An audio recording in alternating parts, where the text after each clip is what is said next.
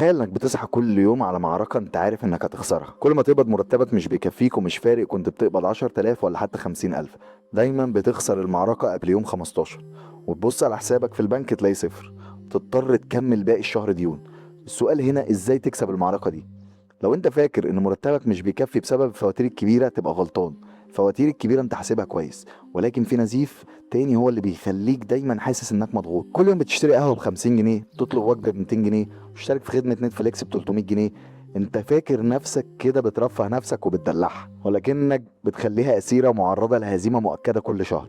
والحل هنا انك تفرق ما بين احتياجاتك ورغباتك، وممكن تبدأ بقاعدة بسيطة، هي قاعدة ال 24 ساعة. لما يكون عندك رغبة في شراء اي شيء غير اساسي، اجلها 24 ساعة بس. لو رجعت لقيت نفسك محتاجه من غير رغبة عاطفية اشتريه. هتلاقي 80% من الحاجات هتنساها تماما.